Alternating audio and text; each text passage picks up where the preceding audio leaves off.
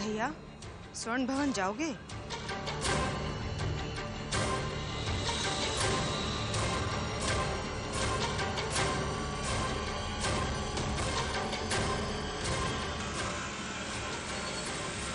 बस मैंने डिसाइड कर लिया है, कल से मैं रोज सुबह जॉगिंग पे जाया करूँ।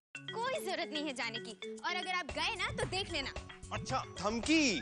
देखा माँ, धमकी मिल रही है, धमकी। मैंने सोचा था कि आपके लिए सुंदर, सुशील, भोली भाली सी लड़की लाऊंगा जो मेरा काम आनेगी। इसे देखिए। अच्छा, एक तो चोरी, ऊपर से सीना जोरी। देखा माँ, गलती इनकी पर इल्जाम हम पर डाल रहे हैं। हमने तो इन्हीं की भलाई के लिए इन्हें उठाया हाँ, तो था ना। भलाई के लिए तो कह रहा हूँ, भलाई के लिए उस जॉगिंग पार्क में जाना जरूरी है। ताकि आप उन सारी लड़कियों से बात कर सकें। नहीं, ताकि मैं जॉगिंग करके फिट रह सकूं। माँ, कभी कभी तो हमें लगता है ये हमें समझते ही नहीं है। पहले भी इन्होंने हम पर शक किया और अब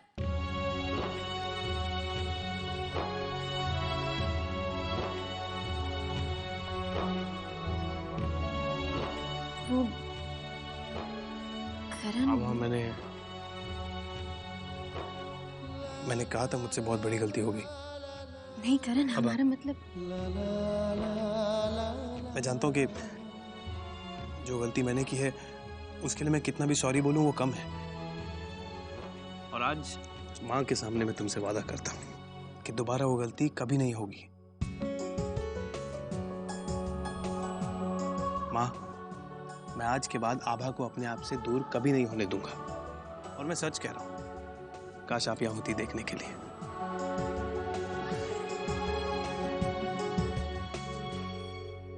बेटा,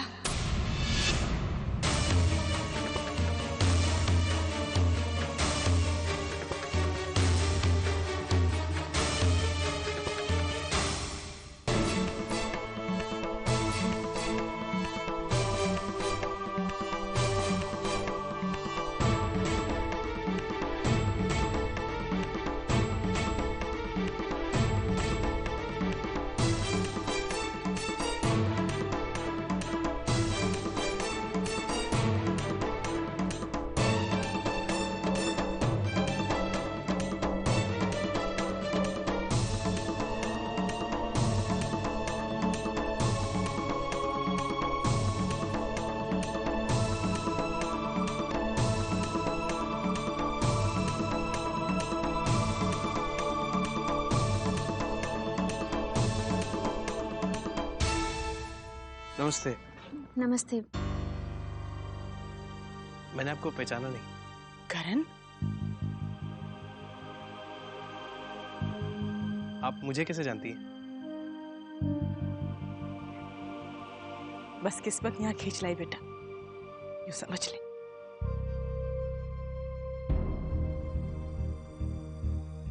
माँ जी,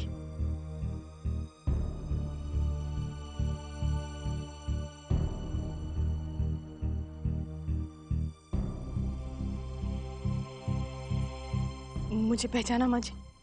तुम यशोधरा हो ना, प्रतिभा की बहन?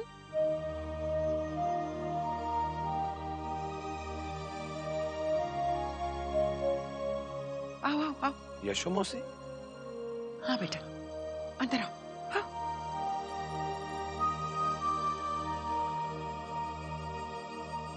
बैठो, आओ बैठो।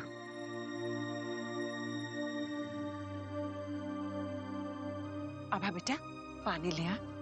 जी, हम लेके आते हैं।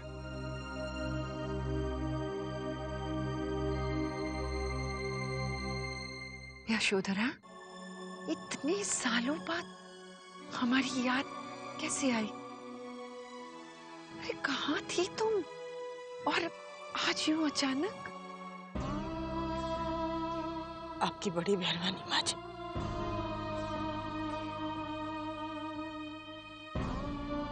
आपने मुझे धक्के मार के नहीं निकाला। ऐसा मत कहो यशोधरा, ये तुम्हारी बहन का घर है।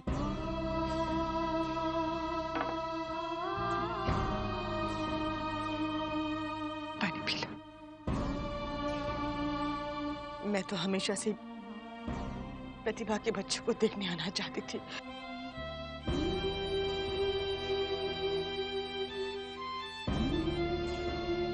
लेकिन जीजा जी के डर से कभी हिम्मत नहीं कर पाई। सच पूछी तो मैंने कभी सपने में भी नहीं सोचा था कि मुझे यहाँ आने का मौका मिलेगा। पर भाग्य ने मेरे लिए कोई रास्ता ही नहीं छोड़ा। बहुत साल पहले मेरे पति गुजर गए और उनके जाने के बाद मैंने अपने ससुराल वालों से, उनके परिवार से साथ निभाने की बहुत कोशिश की माँ जी, लेकिन मुझसे कोई रिश्ता ही नहीं रखना चाहता। मेरे सामने कोई द्वार नहीं था माँ जी। उनके ताने और बदसलूकी से मजबूर होकर मुझे उन्हें छोड़ना पड़ा। मैं इसलिए यहाँ चली आई। ये प्रतिभा का घर है, तुम उसकी बहन हो, तुम जितने दिन चाहे यहाँ रह सकती हो। हाँ, लेकिन जीजा जी, चक्कू को हम समझा देंगे ना, हम समझा देंगे चक्कू को। मासी, आप चिंता मत कीजिए, आपको कहीं भी जाने की कोई जरूरत नहीं है।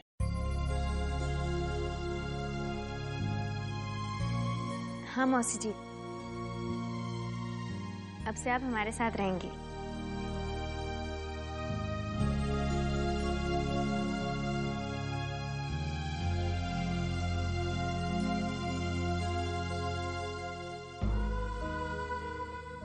आज तुम्हारे घर परिवार देखने की तमन्ना पूरी हो गई। भगवान ने आज मुझे यहाँ तक पहुंचा ही दिया।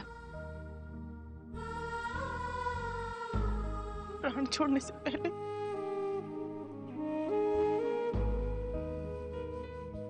सबसे मिलवा दिया। आइए, हम आपको आपका कमरा दिखा देते हैं। चल बेटा, चल।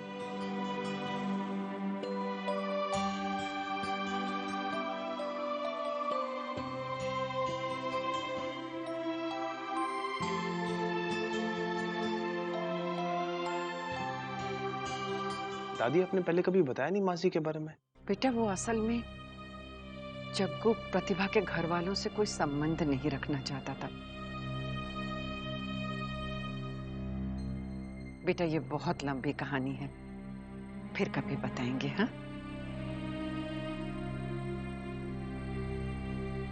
दादी, आपको पूरा यकीन है कि ये यशो मासी है?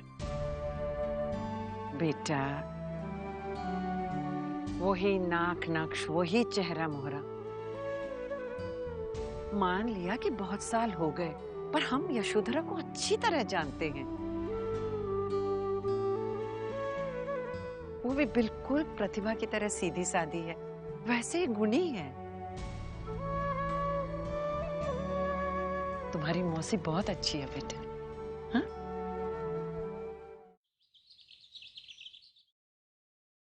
मामी जी, आज नाश्ते में क्या बनाया है? पोहे, जलेबी, समोसा, मूंग का हलवा सब बनाती बेटा, अगर मेरे पास 2 नौकर होते।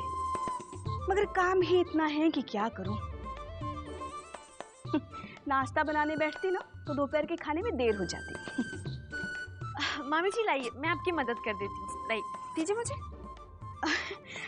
हाँ हाँ, सच ही कहा है, घर में बहू आने से कितना आराम हो जाता है नहीं? कर, पहले पूरियां करो।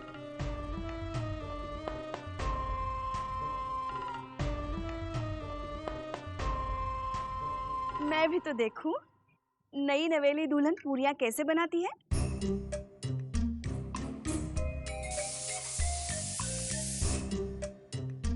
अरे वाह, बाद में आलू की सब्जी भी बनाना, ठीक है? और हाँ, थोड़े से बर्तन पड़े हैं, वो भी धो देना। अरे, तुम रसोई में क्या कर रही हो? अभी तो तुम्हारे हाथों की मेहंदी का रंग भी नहीं उतरा है और तुम यहाँ? यही तो मैं कह रही थी इससे कि मैं खुद कर लूंगी, मगर इसने मेरी एक भी बात नहीं सुनी। अब आप ही समझाइए इसे। ससुराल में जब बहू पहली बार रसोई बनाती है ना, तो भोज का आयोजन किया जाता है और उसके मायके वालों को भी बुलाया जाता है। अब इसका मायका तो ठहरा स्वर्ण भवन, तो रीत के अनुसार वकील साहब और उनके घर वालों को भी बुलाना पड़ेगा, है ना?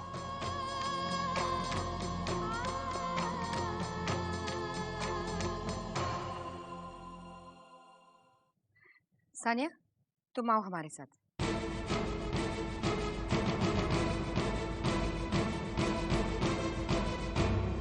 ले जा, पता था मुझे ही करना पड़ेगा।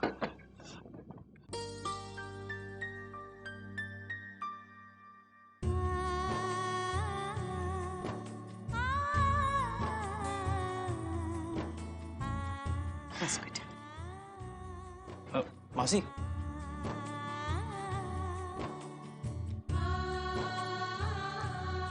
कहाँ जा रही? आइए ना।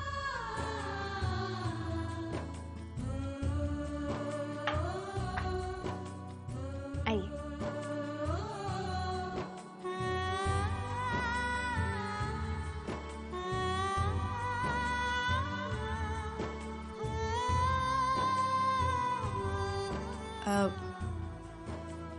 कल की तैयारी तो कर ली होगी ना? कल की तैयारी? कल नवरात्रि शुरू होने वाले हैं। प्रतिभा तो हर प्रदोष के दिन माता का जागरण रखती थी, तो मैंने सोचा शायद अभी। तुम ठीक कह रही हो यशोधरा, पर माता के पूजा के नियम कायदे बहुत कठिन हैं।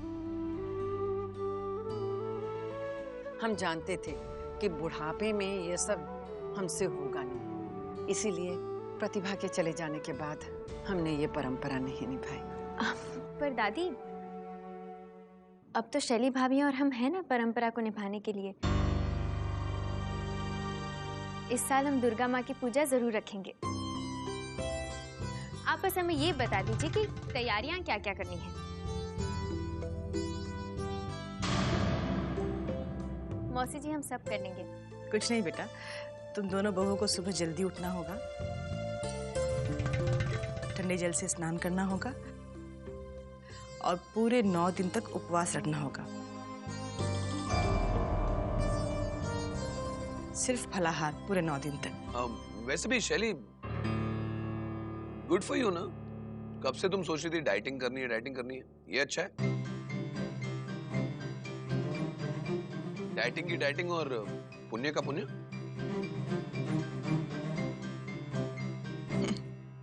प्रदोष वाले दिन तो प्रतिभा रात भर भजन कीर्तन करवाती थी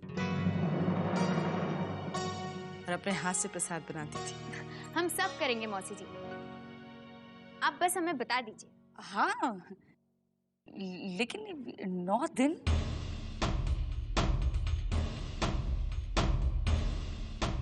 कोई मजाक थोड़ी है। बेटा, ये मुझे दो और तुम ये दूध पी लो। नहीं चाची जी, वो मैं संस्कार के लिए 9 दिन का निर्जला उपवास रखना चाहती हूँ। देवी माँ से प्रार्थना करूंगी कि हमें हमारा पुराना संस्कार फिर से लौटा दे। नहीं बेटा, इस हालत में तुम निर्जला उपवास रखोगी? बच्चे की सेहत के लिए अच्छा नहीं होगा। चाची जी, व्रत रखने से देवी माँ सबकी इच्छा पूरी करती है, इसीलिए मैंने सोचा। तो एक काम करते हैं, तुम ये व्रत मत रखो, हम तुम्हारे लिए व्रत रखेंगे, ठीक है? देवी माँ भी यही चाहेंगी।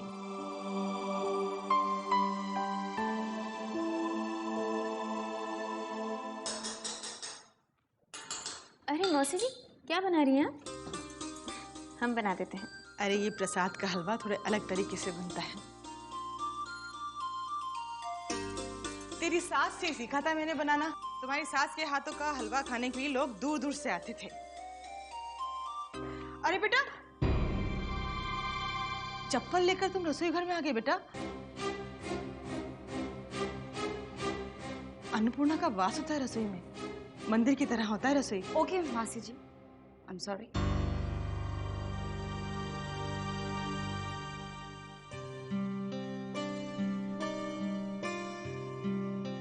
थोड़ा घी और डालते इसमें।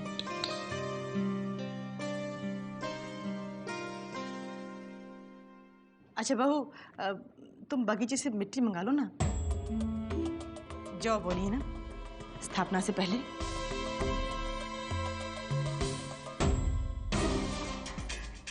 इस आभा के चक्कर में मेरा भी बैंड बज रहा है। कल से व्रत रखने पड़ेंगे सो अलग, ऊपर से इतने काम। ओ गॉड, मुझे तो ये गंवार शक्ल से चिंदी लग रही है।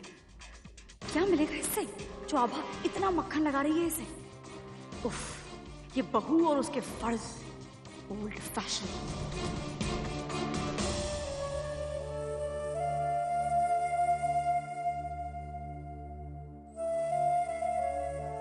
संस्कार, खाना लग गया है। तुम लोग खाओ, मुझे भूख नहीं है। संस्कार, अगर बुरा ना मानो तो एक बात कहूं। अगर आपको ये परेशानी है कि हम यहाँ चाचा जी और चाची जी के साथ रह रहे हैं, तो हम अपने रहने का इंतजाम कहीं और कर लेते हैं। अगर अब मैं इस घर को छोड़ूंगा तो इस परिवार से बहुत दूर हो जाऊंगा।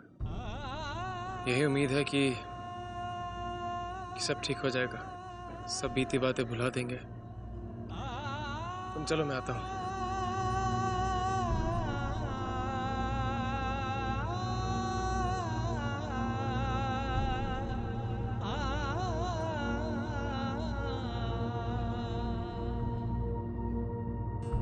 अब कल इसमें हम ज्वार बोएंगे माँ शक्ति की स्थापना के बाद। पर मासी जी, इसका महत्व क्या है?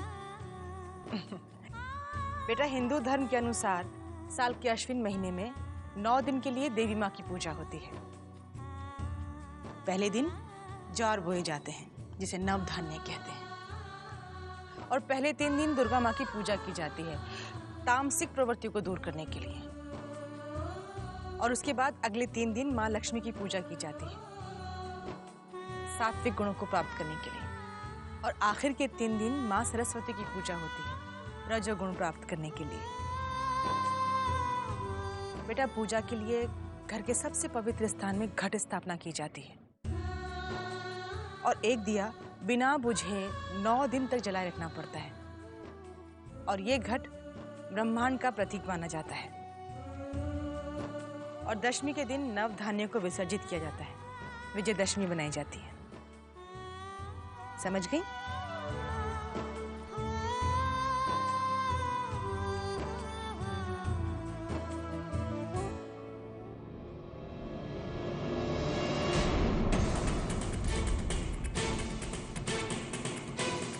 राजू,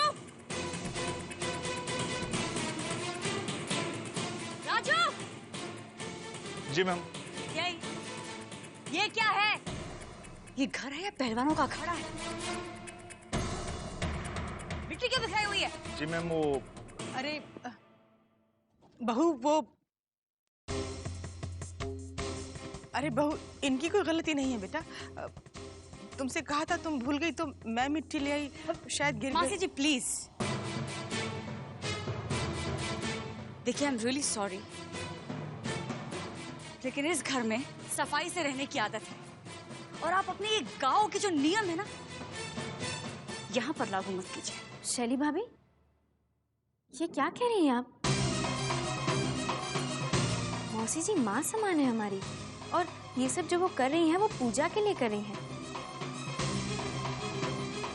ये हमारा और आपका फर्ज है जो हमें वो सिखा रही हैं। आप इनका मान नहीं रख सकते तो कम से कम अपमान तो मत करिए। ये अच्छा है आभा, ये बहुत अच्छा है। पहले तो राह चलते लोगों को घर में मेहमान बनाकर ले आओ, उसके बाद उनका आदर सत्कार भी करो। Too good. भाभी, मेरा तो बस चले ना, एक एक करके सबको उठाकर बाहर फेंक दूं, लेकिन ये घर वाले रोज नए नए नमूनों को उठाकर ले आते हैं। बेटा, मेरा यहाँ से चले जाना ही ठीक होगा। नहीं नहीं मौसी, ये आप क्या कह रही हैं? शैली भाभी के ऐसे व्यवहार के लिए हम आपसे माफी मांगते हैं, पर ऐसी बातें मत करिए। प्लीज। और पूजा भी तो करनी है। हाँ चलिए चलिए।